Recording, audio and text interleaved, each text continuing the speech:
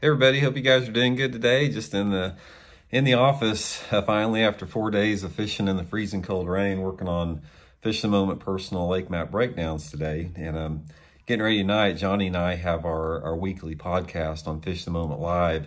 It's going to be a really good one. If you guys want to check it out tonight, go on the new YouTube channel, Fish the Moment Live. You know, we still have the same Fish the Moment YouTube channel, but the new Fish the Moment Live YouTube channel is where we do our weekly podcast on Tuesday. And tonight we're going to be answering a lot of angler questions on the podcast. So we've already seen some of these questions. It's going to be pretty interesting. So stop by and check it out tonight at 7 p.m. on Fish the Moment Live.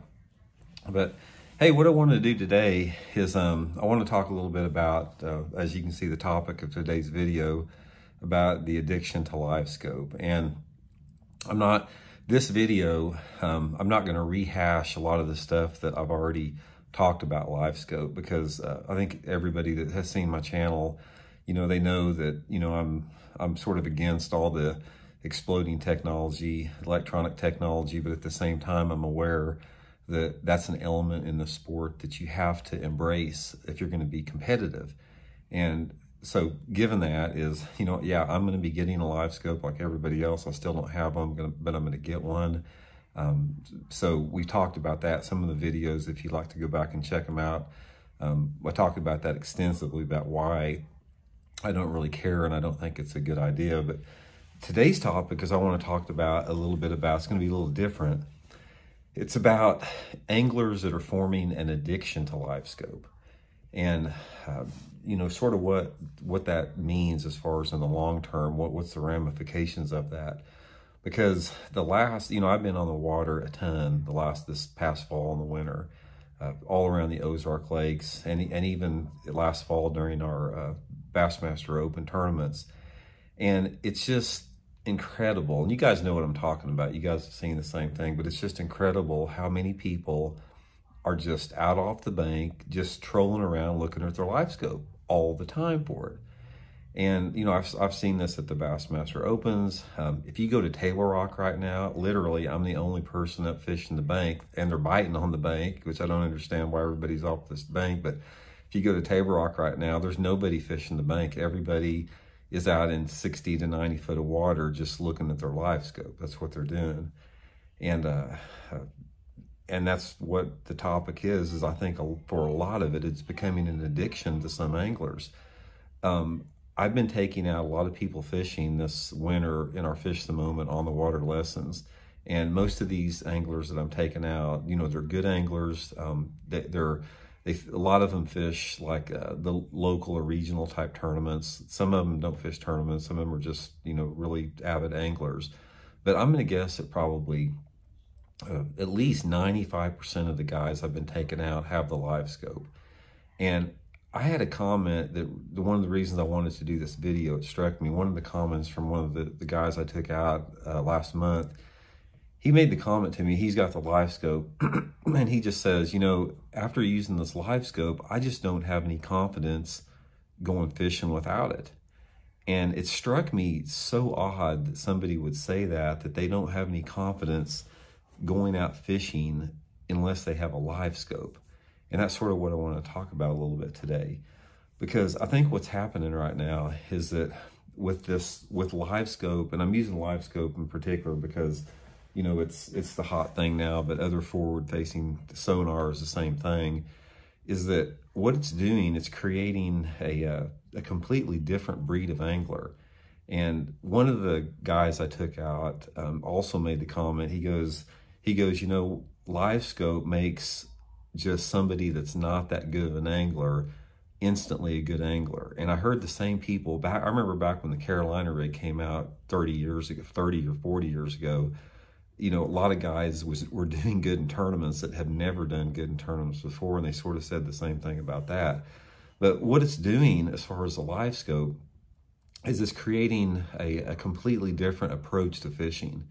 And when you are so reliant on a piece of technology that it's actually hurting your ability as an overall angler, I don't know if that's a good thing.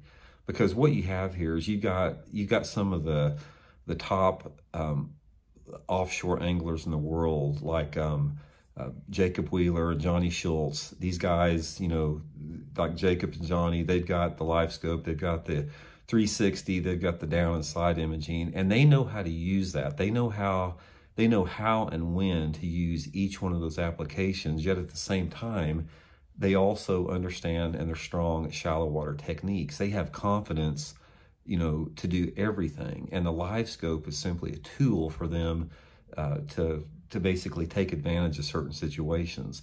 But I'm not really talking about guys like Jacob Wheeler and Johnny Schultz right now. I'm talking about these average anglers that are getting so reliant on Livescope that all of their other skills are beginning to atrophy. It's like when they go out there and they turn that Livescope on and they're totally dependent upon seeing those bass on the Livescope, even though they're not catching them. And that's what's so addictive about Livescope, is you can see these bass down there.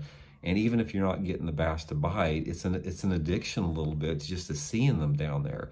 But what's happened is as this technology keeps advancing and increasing over the future, which it will unless, I'll put it this way, the electronic technology will keep advancing as long as tournament organizations accept sponsorships from electronic companies. The electronic technology is never going to stop, or you're never going to have limitations on that technology as long as there's a partnership between a tournament organization and electronics company. Once those partnerships stop, that's possible they will, but at this point they're not going to. So therefore it's a free-for-all on expanding technology. But, you know, so the question remains is, you know, as we move forward, more and more anglers that are reliant upon this high-tech way of fishing, all of their other instinctual abilities as far as understanding the seasonal movements of bass, the habits of bass, understanding casting angles, understanding, you know, things that generate strikes from target-oriented bass, all the things that make bass fishing really fun, you know, those anglers, those skills are going to sort of atrophy. I really believe that. I don't think that's really a good thing. So, just basically why I wanted to do this video, I sort of wanted to get some opinions from you guys out there. Let me know what you think as far as on this. Is Livescope an addiction? Is Livescope a negative addiction as far as to bass anglers, as far as them improving their skills? Is it a negative addiction, you know, for our sport in general? You know, what's your feeling on this? Because we're sort of we find our place in sort of a surreal part of fishing at the time frame in fishing now, where, you know, we're being exposed to populations of bass that we didn't know were exposed before. So I don't know how this is going to shake out. I really don't know what it's going to look like 5 years from now. I have an idea what it's going to look like, but you know, moving forward, I think that it's really gonna, you know, that Livescope basically is going to become a crutch to a lot of people. You know, like I said, the people that understand bass movement and behavior, the pros that utilize Livescope is just one aspect of their fishing and don't rely on it completely. They're going to transcend that a little bit. But for other people, you know, I've seen it become a crutch, you know, and just the comment that I saw from that angler out there saying that I just don't feel like I can catch them anymore unless I can use my Livescope. At that point, bass fishing becomes a commercial adventure. It becomes a commercial venture. It doesn't become, you know, something like what fishing ought to be. You know, it's no longer a recreational, sporting, you know, intuitive, mysterious, magical sport anymore. It's just a commercial venture. You go out there, you put the Livescope down, you see the fish, you make the cast, and you catch the bass. So I just want to hear some comments from everybody on that. You know, like I said, I don't want to beat this Livescope topic into the ground, but at the same time, I think it's a legitimate question. Are anglers getting addicted to Livescope, and is it a good thing for our sport? What do you guys think? Let me know on that. Shoot me some comments in this video. Let's get a discussion going on it. And again, like I said, it's a reality in our sport. You know, like I said, I don't like it, but I'm going to get one. I know how effective it is. If I'm going to compete as a competitive tournament angler, I have got to have a Livescope on my boat. There's simply going to be situations where I'm going to donate my money in tournaments to people that have that thing. As long as those things are legal in tournaments, you're going to have to adapt that technology. But the key is you can't rely on it all the time. You have to use it as a tool in your fishing. You have to know when to turn that thing off and just go fishing, and when to turn it on and utilize it. So anyway, shoot me some comments. Hope you guys are doing good, and we'll be back tomorrow with another video. See you.